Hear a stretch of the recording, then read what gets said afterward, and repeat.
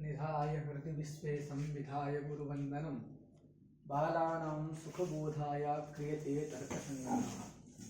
श्री गुरुचरणकमलेभ्यो नमः। तर्क संग्रह के अंतर्गत प्रत्यक्ष प्रमाण का अध्ययन हम लोग कर रहे हैं।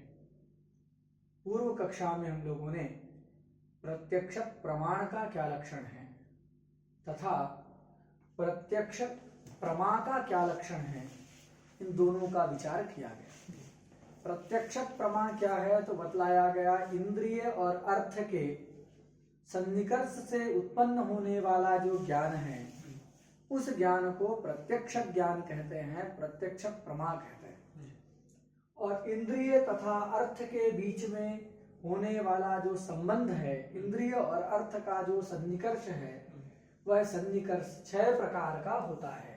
ये हम आज की कक्षा में यहाँ से विषय को आरंभ करेंगे। ये लिखा प्रत्यक्ष ज्ञान हेतु, प्रत्यक्ष प्रमा का जो हेतु है, कारण है। क्या कारण है प्रत्यक्ष प्रमा के प्रति? इंद्रियार्थ सन्निकर्ष, इंद्रिय और अर्थ का सन्निकर्ष हुए बिना किसी भी वस्तु का प्रत्यक्ष ज्ञान नहीं हो सकता। तो प्रत्यक्ष ज्ञान का हेतु जो इंद्रिय और अर्थ का सन्निकर्ष है, वह सन्निकर्ष 6 प्रकार का होता है। षड्विधा, पहले उनका नाम गिना रहे हैं, फिर किसके प्रत्यक्ष में कौन सा सन्निकर्ष होगा इसका निरूपण आगे किया जाए। तो नाम गिनाते हैं। पहला क्या है? संयोग। संयोग एक सन्निकर्ष का नाम है। उसी प्रकार संयुक्त समवाय, संयुक्त समवेत समवाय, समवाय समवेत समवाय, विशेष विशेषण भावश्चेति। तो ये 6 सन्निकर्ष बतलाए गए। अब किस प्रत्यक्ष को उत्पन्न करने में कौन सा सन्निकर्ष बनेगा? तो यहाँ देखिए, ये जो उदाहरण दिए गए हैं ग्रंथ में, ये चाक्षुष प्रत्यक्ष के लिए दिए गए हैं। किसके लिए दिए गए हैं? जो चाक्षुष प्रत्यक्ष।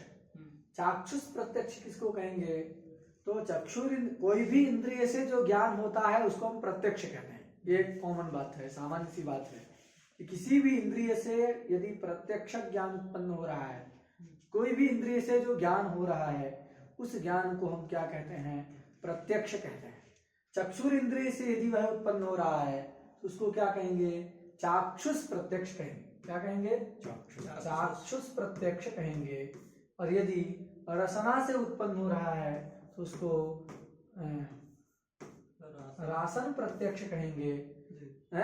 यदि स्पर्श से हो रहा है तो इंद्रिय से हो रहा है तो स्पर्शन प्रत्यक्ष कहेंगे। इसी प्रकार श्रवण इंद्रिय से हो रहा है तो उसको हम श्रावण प्रत्यक्ष कहेंगे। इस प्रकार हम देखते हैं मन से हो रहा है तो मानस प्रत्यक्ष कहेंगे। तो इस प्रकार हम लोगों ने क्या देखा कि जिस इंद्रिय से कोई, किसी भी इंद्रिय से यदि कोई ज्ञान है तो उसको हम क्या कहते हैं? प्रत्यक्ष कहते हैं। किसी भी इंद्रिय से होने वाले ज्ञान को क्या कहते हैं? प्रत्यक्ष कहते हैं। और विशेष इंद्रिय जुड़ जाएगी तो उस प्रत्यक्ष का नाम भी बदल जाएगा। मन से सुख दुख आदि का प्रत्यक्ष होता है, सुख दुख द्वेष आदि का, तो ये मानस प्रत्यक्ष कहलाएगा। चक्षु से रूप आदि का प्रत्यक्ष होता है तो वह चाक्षुष प्रत्यक्ष कहलाएगा। श्रवणेन्द्रिय से होने वाले प्रत्यक्ष को श्रावण प्रत्यक्ष कहते हैं। रसनेन्द्रिय से होने वाले प्रत्यक्ष को रासन प्रत्यक्ष कहते हैं। त्वक से होने वाला जो प्रत्यक्ष उसको स्पर्शन प्रत्यक्ष कहते हैं या त्वचन प्रत्यक्ष कहते हैं। इस प्रकार जो है जिस भी इंद्रिय से जो प्रत्यक्ष होगा, जो ज्ञान होगा, उसका अलग अलग नाम भी दिया जाता है। तो यहाँ ग्रंथ में जो चर्चा की गई है यह चाक्षुष प्रत्यक्ष के विषय में ही की गई है, जिसको हम किससे करना है? चक्षुर इंद्रिय के माध्यम से। चक्षुषा, ये चक्षुष शब्द के तृतीय एक वचन का रूप है चक्षुषा, मतलब चक्षुर इंद्रिय के द्वारा।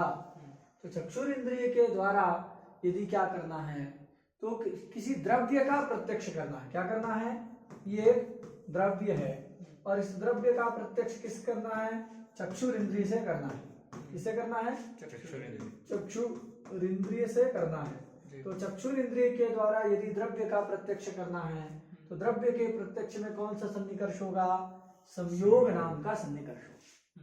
चक्षुषा मतलब चक्षुर इंद्रिय के द्वारा किसी भी द्रव्य का प्रत्यक्ष करने में संयोग नाम का सन्निकर्ष होगा। जी। अब कोई भी द्रव्य ले सकते हैं। यहाँ पर ग्रंथकार ने एक द्रव्य लिया है घट। क्या लिया है? घट। तो चक्षुर इंद्रिय के द्वारा घट के प्रत्यक्षोत्पत्ति में, जनन मतलब उत्पत्ति, तो घट के चक्षुर इंद्रिय के माध्यम से, चक्षुर इंद्रिय के द्वारा घट रूपी द्रव्य का, घट एक द्रव्य है, तो घट द्रव्य के प्रत्यक्ष की उत्पत्ति में संयोग नाम का सन्निकर्ष होता है। संयोग ही क्यों होता है? 6 सन्निकर्ष है, तो उसका कारण यह है, चक्षु एक क्या चीज है? द्रव्य। चक्षु क्या है? द्रव्य है। और घट भी क्या है? द्रव्य है।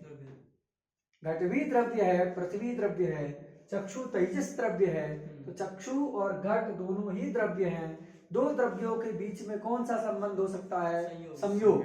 हम जानते हैं द्रव्य द्रव्ययोः संयोगः, द्रव्य द्रव्ययोः संयोगः, ये नियम है। द्रव्य द्रव्ययोः संयोगः, कि एक द्रव्य का दूसरे द्रव्य के साथ कौन सा संबंध होगा? संयोग ही होगा। संयोग से अतिरिक्त संबंध नहीं हो सकता। तो देखिए, चक्षु एक इंद्रिय है, ये तेजस इंद्रिय है। कैसी इंद्रिय है? तेजस। तो चक्षु एक तेजस इंद्रिय है, और इस तेजस इंद्रिय का घट के साथ संयोग हो रहा, मतलब संबंध हो रहा है। तो कौन सा संबंध होगा? वह संयोग ही होगा। द्रव्य द्रव्ययोः संयोगः, क्योंकि दोनों ही द्रव्य है। इसलिए ग्रंथकार ने लिखा चक्षुषा, चक्षुर इंद्रिय के द्वारा घट प्रत्यक्ष जनने, घट नाम के द्रव्य के प्रत्यक्षोत्पत्ति में संयोग नाम का सन्निकर्ष होता है। सन्निकर्ष होता है संबंध, तो ये सन्निकर्ष संबंध होता है। ये एक घट को रखा है। किसी भी द्रव्य का यदि प्रत्यक्ष करना है चक्षुर इंद्रिय के द्वारा, चक्षुर इंद्रिय से, चाहे घट का हो, मठ का हो, पट का हो, किसी देवदत्त का हो, तो किसी भी द्रव्य का प्रत्यक्ष यदि चक्षुर इंद्रिय से करना है तो क्या होगा? वहां पर संयोग सन्निकर्ष ही होगा, क्योंकि चक्षु भी द्रव्य है और वो भी द्रव्य है जिसका प्रत्यक्ष करना है, तो संयोग सन्निकर्ष ही होगा। तो ये जो है हम लोगों ने एक सन्निकर्ष को पढ़ा, संयोग को, इसका अध्ययन हो गया। अभी दूसरा क्या पढ़ना है? संयुक्त समवायः सन्निकर्षः। तो संयुक्त समवाय सन्निकर्ष कहाँ होता है? तो अभी हमने द्रव्य की चर्चा किया है कि किसी भी द्रव्य का प्रत्यक्ष यदि किससे करना है? चक्षुर इंद्रिय से करना है, तो कैसे होगा? संयोग के माध्यम से ही होगा। तो अगर इंद्रिय से भी यदि द्रव्य का जो है प्रत्यक्ष करना है तो भी क्या होगा? संयोग ही होगा। तो अगर ये स्पर्श कर सकते हैं, हम बोर्ड का स्पर्श कर रहे हैं, तो ये जो क्या होगा? स्पर्श ही होगा। तो अभी द्रव्य की चर्चा होगी कि द्रव्य का यदि चक्षुर इंद्रिय से प्रत्यक्ष करना है तो संयोग सन्निकर्ष हो। अभी द्रव्य में क्या क्या रहता है? तो गुण रहते हैं। क्या रहते हैं? द्रव्य में ये गुण रहता है। द्रव्य में क्या रहता है? गुण। गुण जो है द्रव्य में है। और इसी द्रव्य में क्या है? तो इसी द्रव्य में जो है जाति रह रही है। क्या रह रही है? जाति रह रही है। तो अभी गुण कौन सा है? तो मान लीजिए घट एक द्रव्य है। क्या ले लिया है? द्रव्य से हमने घट को ले लिया। घट में रह रहा है रूप। क्या रह रहा है? रूप। और घट में क्या रह रहा है? उल्टा बना दिया क्या? जितनी ऐसा होना चाहिए, ये रह रहा है ना? ठीक है, चलो उससे कोई दिक्कत नहीं। तो ये घट में रूप रह रहा है और घट में स्पर्श भी रह रहा है? तो अभी स्पर्श का तो ज्ञान नहीं होगा, चक्षुर इंद्रिय से स्पर्श का ज्ञान नहीं होगा, इसलिए उसको हटा देते हैं। रूप का तो होगा ना जी। तो रूप रह रहा, और क्या रह रहा है? घट में घटत्व रह रहा है। क्या रह रहा है? घटत्वादि जाति रहेगी। तो इसमें जो भी, मतलब अभी क्या बताया गया? द्रव्य का प्रत्यक्ष कैसे होगा? तो संयोग सन्निकर्ष से होगा। द्रव्य में जो समवाय संबंध से रहता है, घट किस संबंध से रहेगा? घट में रूप किस संबंध से रहेगा? समवाय। क्यों रहेगा समवाय से? क्योंकि वो गुण है और ये गुणी है, तो गुण जो है गुणी में समवाय संबंध से रहता है। गुण गुणिनो हो समवाय, ये भी याद कर लेना चाहिए। गुण गुणी नो हो गणा है जी, ऐसा गुण गुणी नो, ठीक है ना? गुण गुणी नो हो समवाय, गुण गुणी नो समवाय। गुण और गुणी के बीच में कौन संबंध होता है? समवाय। घट क्या है? द्रव्य है। रूप क्या है? गुण है। किस संबंध से रहेगा? समवाय। अभी पहले हमने क्या पढ़ा? द्रव्य का प्रत्यक्ष पढ़ा। अब किसका पढ़ेंगे? द्रव्य में जो समवाय संबंध से रहते हैं। तो द्रव्य में जो समवाय संबंध से रहते हैं गुण, द्रव्य में समवाय संबंध से जो गुण रहता है या जाति रहती है उसका प्रत्यक्ष करना है तो कौन सा निष्कर्ष बनेगा जी? संयुक्त समवाय बनेगा। क्या बनेगा? संयुक्त समवाय। देखो किससे करना है? चक्षु से। किससे करना है? चक्षु से। चक्षु के द्वारा ही किसका प्रत्यक्ष करना? रूप का। अभी यहाँ लिख देते हैं, ऊपर नहीं समझ आ रहा। ये चक्षु, ठीक है ना? तो चक्षु है, चक्षु के द्वारा रूप का प्रत्यक्ष करना है। तो चक्षु का रूप के साथ जो संयोग हो सकता है क्या? नहीं हो सकता। क्यों नहीं हो सकता? चक्षु द्रव्य है, रूप गुण है, संयोग तो द्रव्यों के मध्य में होता है, दो द्रव्यों का ही संयोग होता है, अतः संयोग नहीं हो सकता। तो संयोग किसके साथ हो सकता है? चक्षु का घट के साथ। तो ये संयुक्त हो गया। जिसके साथ संयोग है उसको क्या कहेंगे? संयुक्त। तो चक्षु से संयुक्त कौन है? घट। घट में समवाय संबंध, ये समवाय संबंध से कौन रह रहा है? रूप। तो कौन सा सन्निकर्ष बनेगा रूप के साथ? चक्षु संयुक्त समवाय। चक्षु से संयुक्त घट, उसमें समवाय से है रूप, तो क्या सन्निकर्ष बनेगा? संयुक्त समवाय। किसके साथ? यदि चक्षुर इंद्रिय के द्वारा द्रव्य में रहने वाले समवाय संबंध से रहने वाले गुणादि का प्रत्यक्ष करना है, जिसका संभव है रूप का, घट रूप का प्रत्यक्ष करना है, तो वहां पर संयुक्त समवाय सन्निकर्ष होगा। वही लिख रहे हैं, घट रूप प्रत्यक्षे। घट में रहने वाला जो रूप है, इस रूप को प्रत्यक्ष करने पर रूप के प्रत्यक्षोत्पत्ति में कौन सा सन्निकर्ष होगा? संयुक्त समवाय सन्निकर्ष होगा। चक्षु के लिए बता रहे हैं, कैसे तो बता रहे हैं। देखिए उसका ये अर्थ समझ आ गया। घट रूप, घट में रूप किस संबंध से? समवाय संबंध। तो द्रव्य में जो समवाय संबंध से रूप आदि हैं उनके प्रत्यक्ष करने में संयुक्त समवाय सन्निकर्ष होता है। उपादन करते हैं, चक्षु संयुक्ते घटे। ये चक्षु है, इससे संयोग संबंध से घट का संबंध है, तो चक्षु से संयुक्त हो गया घट। उस घट में रूप रहता है, किस संबंध से? समवाय संबंध। रूपस्य समवायः, ठीक है। चक्षु संयुक्त घट में रूप समवाय संबंध से रहता है, इसलिए अगर रूप का प्रत्यक्ष चक्षु से करना है तो चक्षु संयुक्त समवाय नाम का एक सन्निकर्ष बनेगा। यहां तक हम लोगों ने पढ़ लिया। अब देखिए ये रूप तक हो गया, ये हटा देते हैं।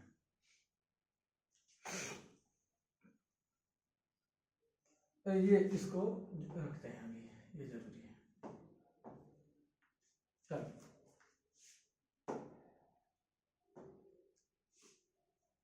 ये घट, तो घट में देखो क्या है,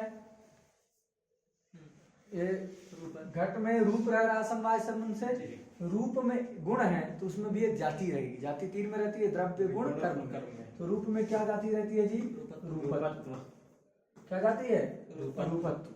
अब रूपत्व जाति का प्रत्यक्ष करना है, क्योंकि नियम क्या है जी? येन इंद्रियेण या व्यक्तिर गृह्यते तेनैव इंद्रियेण तद्गता जाति ही तदभावश्च गृह्यते। एक बार लिख करके बताई थी, येन इंद्रियेण या व्यक्तिर गृह्यते तेनैव इंद्रियेण तद्गता जाति ही तदभावश्च गृह्यते। तो अगर रूप का ज्ञान किससे हो रहा है? रूप का ज्ञान चक्षु से हो रहा है, तो रूप में रहने वाली जो जाति कौन है? रूपत्व जाति। इसका भी ज्ञान किससे होगा? इस रूपत्व का ज्ञान भी चक्षु से ही होगा। बात समझ आ गई कि नहीं? तो रूपत्व का प्रत्यक्ष करना। रूपत्व क्या? देखो घट हो गया द्रव्य। घट क्या है? ये द्रव्य है, घट द्रव्य है, उसमें समवाय संबंध से क्या रह रहा है? रूप। ये क्या है? गुण है। और इस गुण में भी समवाय संबंध से क्या रह रहा है? जाति। रूपत्व क्या है? जाति।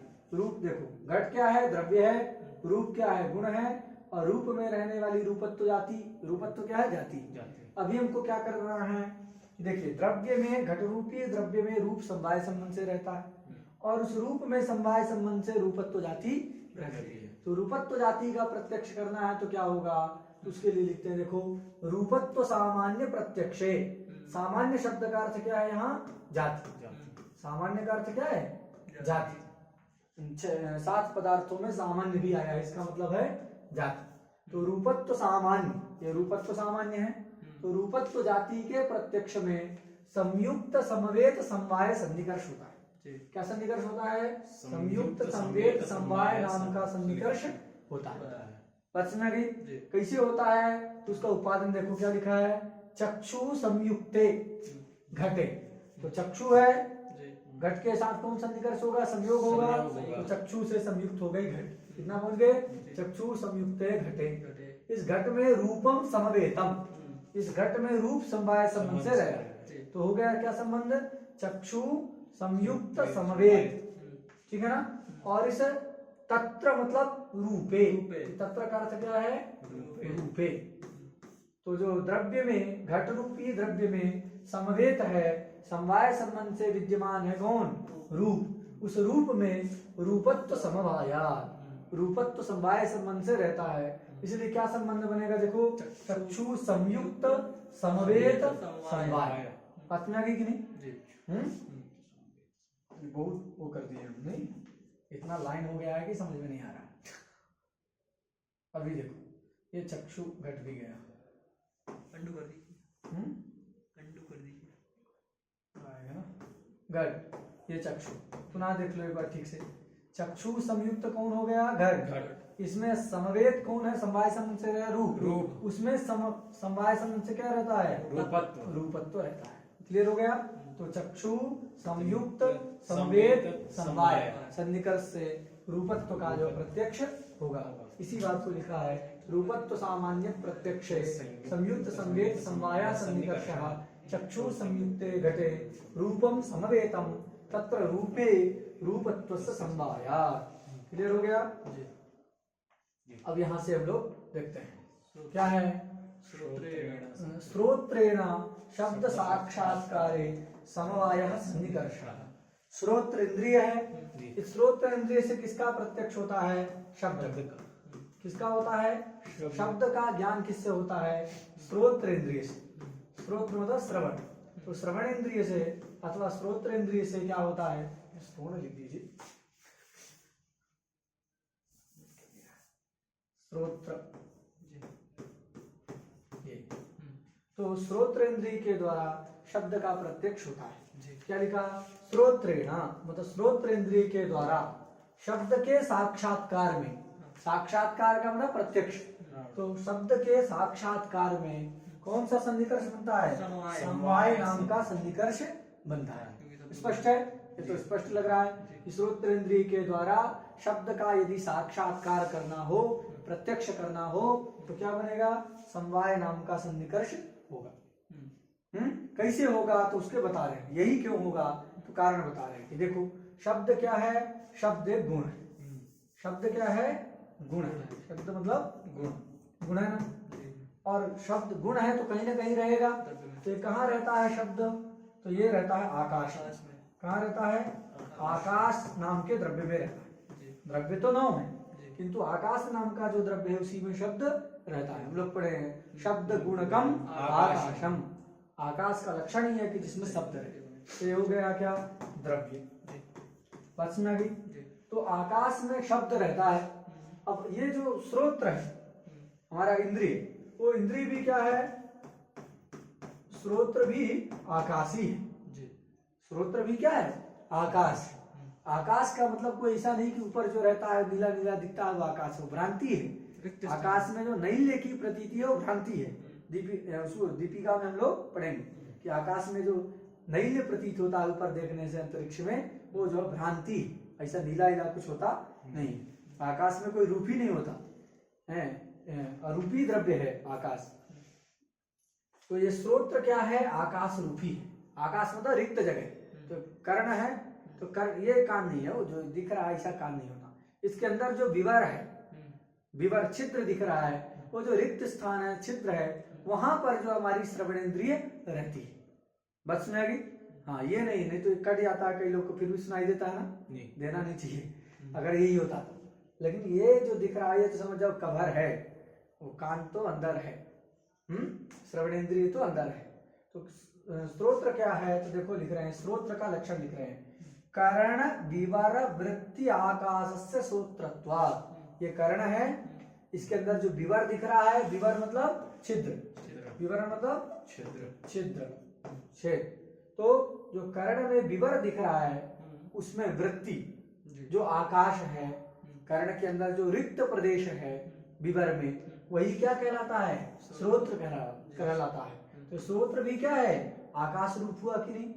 तो आकाश ही स्रोत्र है। और अगर आकाश में कोई शब्द जाता है तो शब्द किस संबंध से रहेगा, क्योंकि शब्द गुण है और आकाश द्रव्य है, दोनों के बीच का कौन संबंध होगा, समवाय। गुण गुणिनो हो समवायात।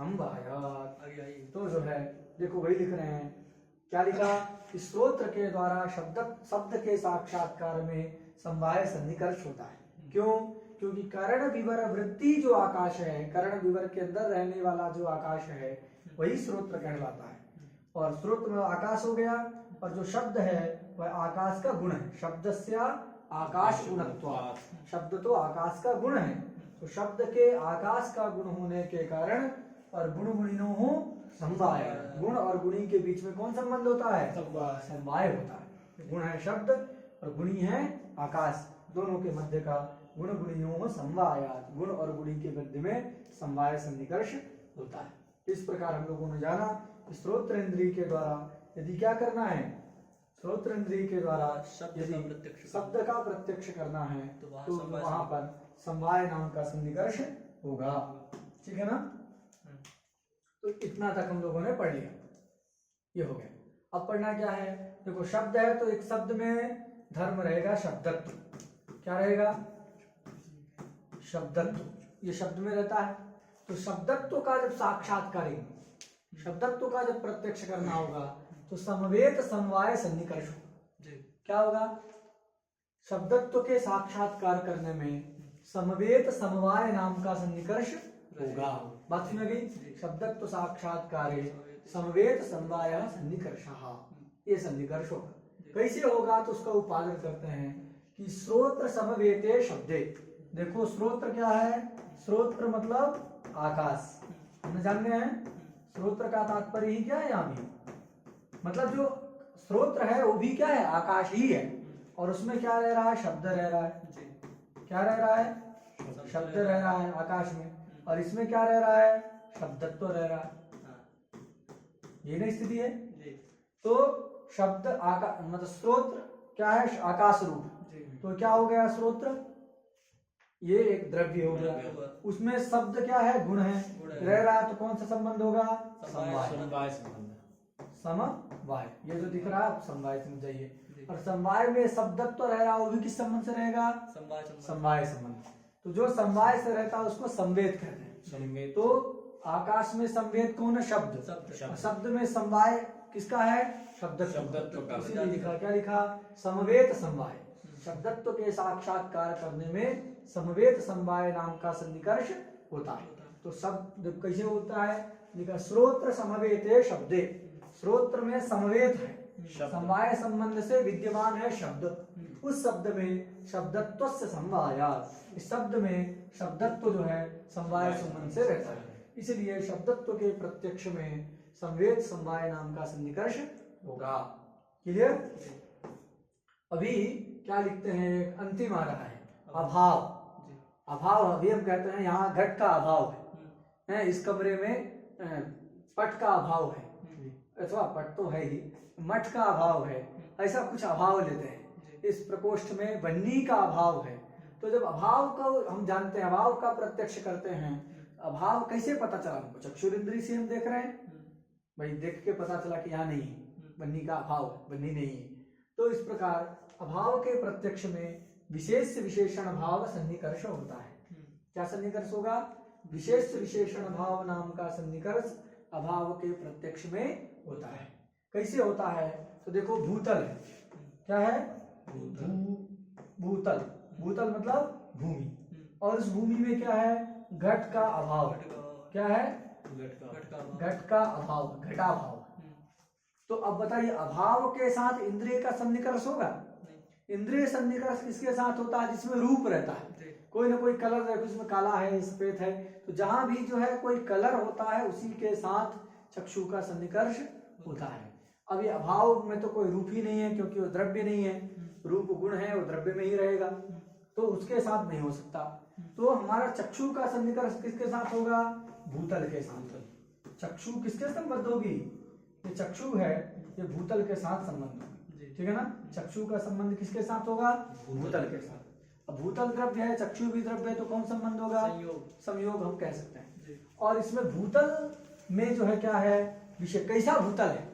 मान लो एक यहाँ भूतल है, एक यहाँ भूतल है। इस यहाँ जो भूमि है, ठीक है, इस स्थान में जो है यहाँ पर ये एक समझ जाओ यहाँ लगे, ये भूतल है, इस पे घट नहीं है। यहाँ जो भूतल है उसमें घट है, तो ये जो भूतल है अथवा ये जो बनाए हैं ये भूतल है, यहाँ घट नहीं है ना? नहीं है तो घटाभाव है, घट नहीं है तो घटाभाव है। तो यहाँ ये भूतल है, कैसी है? घट वाली भूतल है। इसमें क्या है? घट है। भूतल ये भी है वो भी है। इस भूतल का विशेषण क्या है? घट। इसका विशेषण क्या है? घट का अभाव। तो उसमें विशेषण घटाभाव है, तो इसलिए अभाव का जब प्रत्यक्ष करेंगे तो विशेष विशेषण अभाव सन्निकर्ष होता है। लिखते हैं भूतलम घटाभाववत, ये प्रयोग किया। भूतल क्या है? घट का अभाव वाला। ये जो भूतल है ये घटाभाववान है।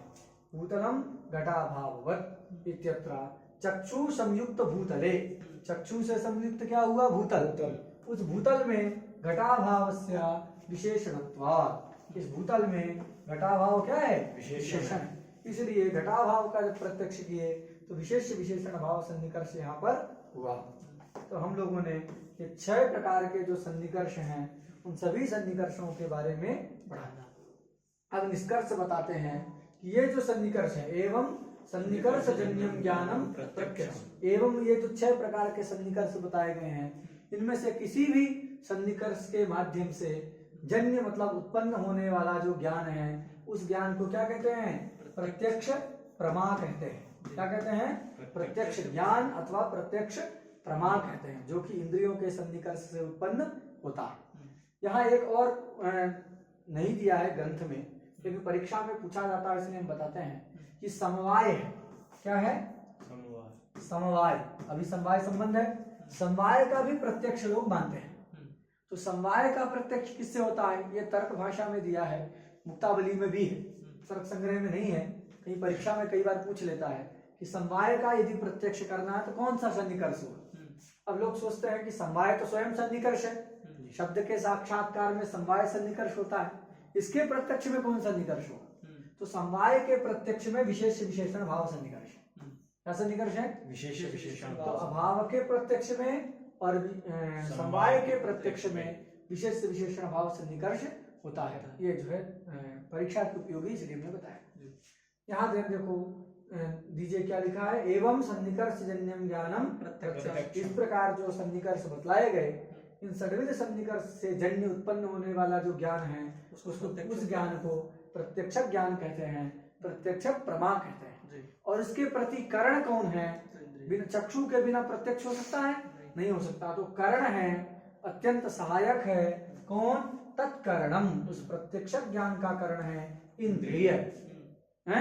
इसलिए जो करण होता है, प्रत्यक्ष ज्ञान का जो करण होता है उसी को हम क्या कहते हैं? प्रत्यक्ष प्रमाण कहते हैं। प्रमा का जो करण है उसको प्रमाण कहेंगे। प्रमा क्या है? प्रत्यक्ष प्रमा है, तो प्रत्यक्ष प्रमा के करण को प्रत्यक्ष प्रमाण कहेंगे। इसलिए लिखते हैं तस्मात् इंद्रियम प्रत्यक्ष प्रमाणम इति सिद्धम। तो इंद्रिय यहाँ पर प्रत्यक्ष प्रमाण है। तो यहाँ ध्यान दीजिएगा कि ये जो प्रमा है क्या है? प्रमा। कैसी प्रमा? प्रत्यक्ष प्रमा। ठीक है ना? सन्निकर्ष षट के जन्य जो प्रत्यक्ष प्रमा है, ये प्रमा क्या है? फल है। क्या है जी? फल है अथवा कार्य है। ठीक है, फल है अथवा कार्य है। और इसमें एक व्यापार बनता है। क्या बनता है? ये व्यापार। व्यापार क्या है? सन्निकर्ष। ठीक है, सन्निकर्ष। तो ये जो सन्निकर्ष है ये व्यापार है, बिना उसके जो भी प्रत्यक्ष नहीं हो सकता। और क्या है? इंद्रिय। इंद्रिय क्या है? इंद्रिय। ये इंद्रिय क्या है? करण। क्या है? करण। तो जो करण है इसी को क्या कहते हैं? प्रमाण कहते हैं। इंद्रिय प्रमाण हुआ। और जो सन्निकर्ष व्यापार है, इंद्रिय अर्थ का जो सन्निकर्ष है 6 प्रकार के, ये सन्निकर्ष व्यापार बनते हैं। व्यापार का लक्षण पढ़ चुके हैं, तज्जन्यत्वे सति तज्जन्य जनकत्वम। तो करण कौन है? इंद्रिय। इंद्रिय से जन्य है ना सन्निकर्ष। इंद्रिय नहीं होगी तो सन्निकर्ष कैसे होगा? और इंद्रिय से जन्य क्या है? प्रत्यक्ष प्रमा, उसका जनक भी है। तो इसलिए जो सन्निकर्ष है वह व्यापार है। प्रत्यक्ष प्रमा फल है और इंद्रिय क्या है? करण। तो इस प्रकार हम लोगों ने देखा कि इंद्रियम प्रत्यक्ष प्रमाणम, इंद्रिय ही प्रत्यक्ष प्रमाण बनते हैं, ऐसा जो हम इसके द्वारा जानते हैं। ठीक है ना? तो ये तर्क संग्रह ग्रंथ के अनुसार प्रत्यक्ष परिच्छेद का विचार सामान्यतया ग्रंथ के पंक्ति का अर्थ अवगत हो जाए उसको ध्यान में रख करके कराया गया। श्री गुरु शरण कमलेभ्यो नमः।